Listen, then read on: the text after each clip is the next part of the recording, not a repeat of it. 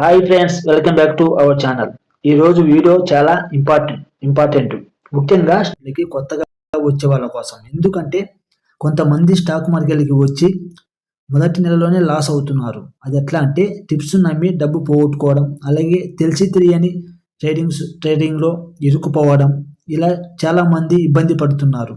అందుకే ఈ వీడియోలో స్టాక్ మార్కెట్లో కొత్తగా ఎంట్రీ అయ్యేవాళ్ళు తప్పకుండా తెలుసుకోవాల్సిన జాగ్రత్తలు మొత్తం క్లియర్గా చెప్తాను. వీడియోని చివరి వరకు చూడండి. మీరు లాస్ నుంచి బాగా సేవ్ అవుతారు. ఈ వీడియో నేను ఎడ్యుకేషనల్ పర్పస్ కోసం చేస్తున్నాను. ఫ్రెండ్స్, పాయింట్ 1 అంటే స్టాక్ మార్కెట్ అంటే గ్యారంటీ లాభం కాదు. అంటే ఏంటంటే చూడండి, ముందుగా ఒకటి గుర్తుపెట్టుకోండి. ఎప్పటికైనా కానీ స్టాక్ మార్కెట్ అంటే ఇది లాభం వచ్చే చోటు మాత్రమే కాదు, రిస్క్ కూడా ఉన్న ప్లేస్. అంటే రివార్డు ఓకే, రిస్క్ రెండు ఉన్న చోటు ఇది. కొన్ని రోజులు లాభం వస్తుంది, కొన్ని రోజులు లాస్ రావడం జరుగుతుంది. కానీ మీరు నేర్చుకొని ప్లాన్తో ఇన్వెస్ట్ చేస్తే లాంగ్ టర్మ్లో మంచి రిజల్ట్ రావడం జరుగుతుంది. ఫ్రెండ్స్, సెకండ్, త్వరగా డబ్బు అనే మైండ్ సెట్ రామాకండి. ఓకే, కొత్త వాళ్ళలో ఎక్కువ మందికి ఒక ఫీలింగ్ ఉంటుంది. అదేంటంటే అన్న 10 డేస్లో నేను ఇన్వెస్ట్మెంట్ చేసిన డబ్బులు డబుల్ కావాలి, అలాగే రోజు 2000 ప్రాఫిట్ రావాలి. ఫ్రెండ్స్, ఏం చెప్పాలంటే ఇలాంటి ఆలోచనతో స్టాక్ మార్కెట్కి వస్తే లాభం కాదు కదా, లాస్ అవడం పక్క ఖాయం. నేను కూడా స్టాక్ మార్కెట్కి వచ్చినప్పుడు నాకు తెలిసి తెలియని ట్రేడింగ్తో ఓకే, పక్కన వాళ్ళు చెప్పిన మాటలు విని నేను ట్రేడింగ్ ఇన్వెస్ట్మెంట్ చేయడం జరిగింది. రెండు చేయడం జరిగింది. కానీ ఒక్కోసారి లాభం వస్తుంది, ఒకసారి ప్రాఫిట్ వస్తుంది.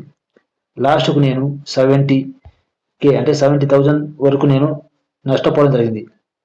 తర్వాత నేను కోర్సు తీసుకొని నేర్చుకొని నేను ఇప్పుడు కొంచెం ఇన్వెస్ట్మెంట్ చేస్తూ తర్వాత నేను దాన్ని రికవరీ చేసి ఓకే మంచి ప్రాఫిట్తో బుక్ చేసుకోవడం జరిగింది.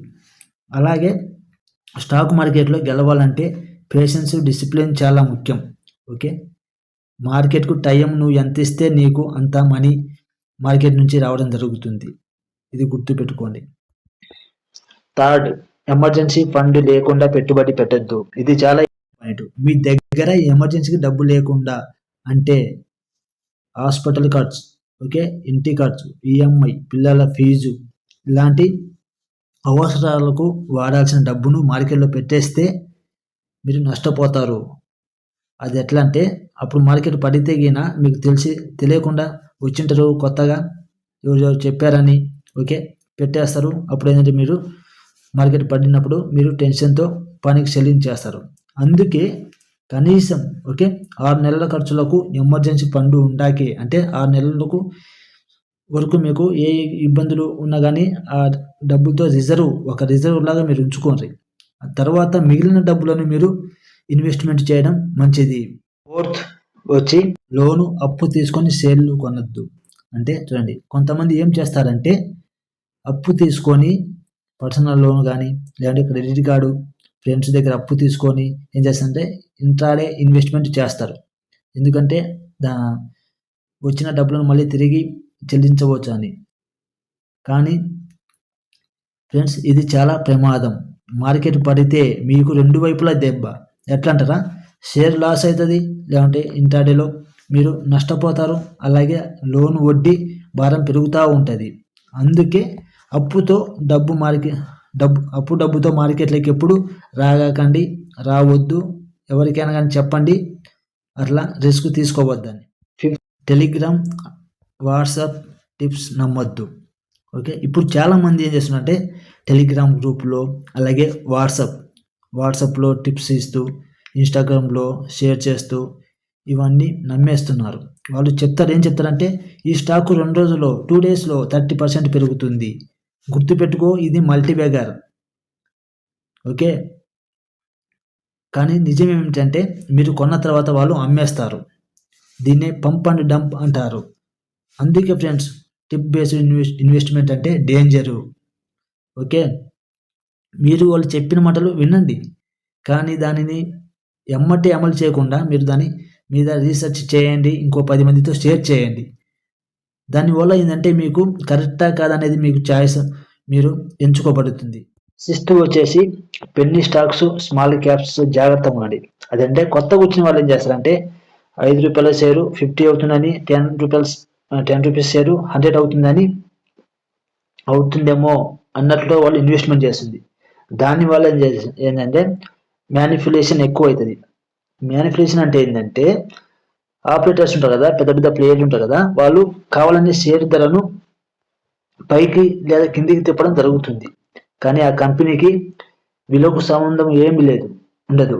ఓకే, మ్యానిపులేషన్ ఎక్కువ ఎక్కడ ఉంది అంటే పెన్నీ స్టాక్స్ ఉంటుంది. ఓకే, పెన్నీ స్టాక్స్ అలాగే వాల్యూమ్ తక్కువ ఉండటం కాబట్టి సులభంగా ధరను తిప్పగలరు. అదే లో లిక్విడిటీ షేర్స్ ఉంటాయి అన్నమాట. అంటే కొనే వాళ్ళు తక్కువ ఉంటారు, అమ్మే వాళ్ళు తక్కువ ఉంటారు. అక్కడ కూడా వీళ్ళు.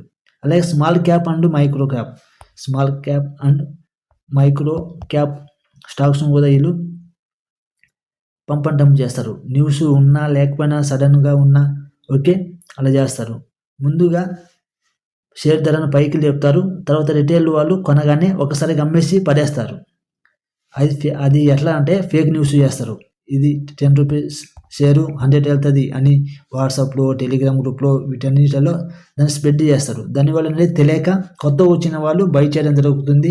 తర్వాత వాళ్ళు పీక్ లేకినాక వాళ్ళు ఎవరైతే పెద్ద ప్లేయర్ ఉన్నారో వాళ్ళు బయటకు వచ్చేస్తారు. మీరు ఏం చేయాలో తెలియక నష్టపోతారు.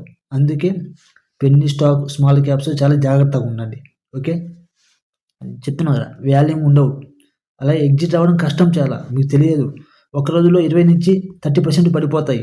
ఒక్క రోజులో 20-30% పెరిగితే అంతే స్పీడ్లో మళ్ళీ 20-30% పడిపోవడం జరుగుతుంది. ఓకే, అందుకే మీరు లార్జ్ క్యాప్ లేదా స్ట్రాంగ్ మిడ్ క్యాప్గా వాటితో సేఫ్ మొదలు పెట్టండి. ఏదైతే లార్జ్ క్యాప్లో ఉంటాయో మంచి స్టాక్స్, వాటితో మీరు ఇన్వెస్ట్ చేయడం స్టార్ట్ చేయండి. చూడండి 7, ఒకే స్టాక్లో మొత్తం డబ్బు పెట్టద్దు. ఫ్రెండ్స్, ఒకే స్టాక్లో మొత్తం డబ్బు పెట్టద్దు. అది ఎట్లా అంటే కొంతమంది చెప్తుంటారు, అన్న ఈ స్టాక్లో ఇన్వెస్ట్మెంట్ చేయి, నీ డబ్బులు డబల్ అయితే ట్రిపుల్ అవుతాయి అని. కానీ దానికి సంబంధించిన కంపెనీకి సంబంధించిన ఒక్కరి బ్యాడ్ న్యూస్ వచ్చే ఓకే ఒక్క న్యూస్ వస్తే మీ మొత్తం పెట్టుబడి మొత్తం ఎగిరిపోవడం జరుగుతుంది. ఓకే, అందుకే డైవర్సిఫికేషన్ చేయాలి. అంటే మీ డబ్బును 5-10 స్టాకులు ఇరగొట్టాలి. అంటే ఫార్మా సెక్టర్ చెందిన స్టాక్స్ కొనండి, ఐటీకి, అలాగే బ్యాంక్ సెక్టర్ సంబంధించింది, ఓకే, కెమికల్ సెక్టర్ సంబంధించింది, రైల్వే సెక్టర్ సంబంధించింది. ఇలా ఒక్కొక్క సెక్టర్లో ఒక్కో స్టాక్ను, మంచి స్టాక్ను ఎంచుకొని ఇన్వెస్ట్మెంట్ చేయండి. 8th వచ్చేసి ట్రేడింగ్ వర్సెస్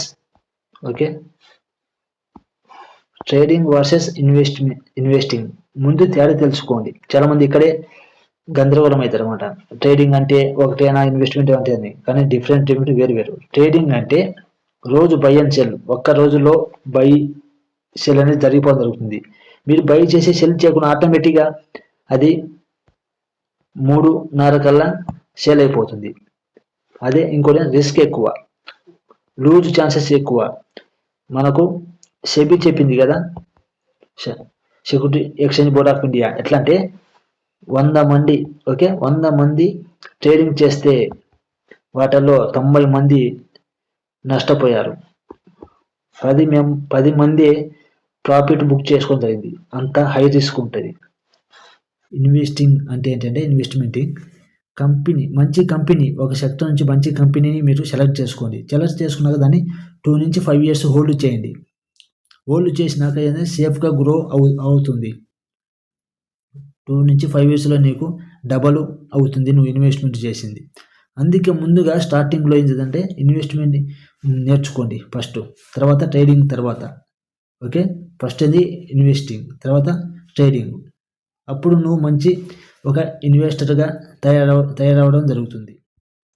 ఇంకోటి ఏంటంటే 9, స్టాప్ లాస్ లేకుండా ట్రేడింగ్ చేయొద్దు. ఓకే, నీకు ఎక్కడ స్టాప్ లాస్ చేయాలా, ఎక్కడ ఎగ్జిట్ అయ్యాలా, ఎక్కడ ఎంట్రీ కావాలా అని తెలిస్తేనే ట్రేడింగ్ చేయండి, లేకుంటే లేదు. అందుకే స్టాప్ లాస్ తప్పనిసరి.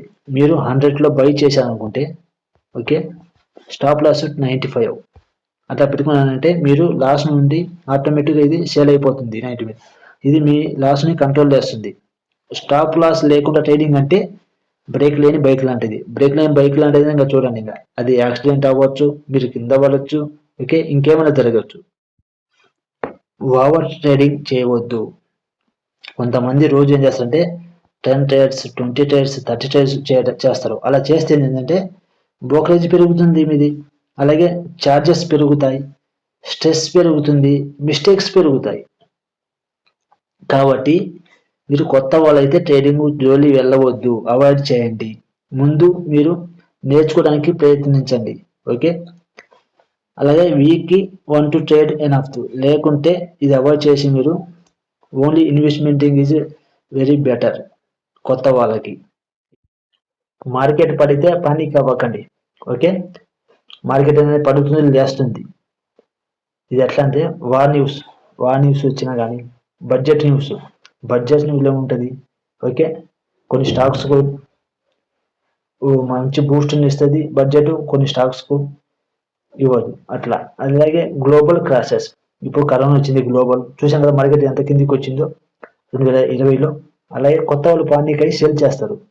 కానీ గుర్తుపెట్టుకోండి, మంచి కంపెనీలు లాంగ్ టర్మ్లో తిరిగి బౌన్స్ బ్యాక్ ఇవ్వడం జరుగుతుంది. మంచి ఇన్వెస్టర్లు అదే ఉండేది, ఎంత కిందికి వస్తే ఆ స్టాక్లో మంచి స్టాక్ అయితే మళ్ళీ అక్కడ డీప్లో బై చేయడం జరుగుతుంది. ఓకే, మొన్న చూసాం కదా federal bank, USA bank, central bank రేట్లు పెంచడం జరిగింది. అప్పుడు ఏమైంది, గోల్డ్లో, సిల్వర్లో ఇన్వెస్ట్ చేసిన వాళ్ళు తిరిగి డాలర్లో ఇన్వెస్ట్మెంట్ చేయడం, బాండ్లో ఇన్వెస్ట్మెంట్ చేయడం జరిగింది. దానివల్ల గోల్డ్, సిల్వరు చాలా కిందికి రావడం జరిగింది. ఓకే, లాస్ట్ ఫ్రెండ్స్, మీరు కొత్త వాళ్ళు అయితే మొదట సిప్ పెట్టండి. సిప్ అంటే సిస్టమాటిక్ ఇన్వెస్ట్మెంట్ ప్లాన్. ఇది మ్యూచువల్ ఫండ్ కూడా 2 టైప్స్ ఉంటాయి. ఓకే,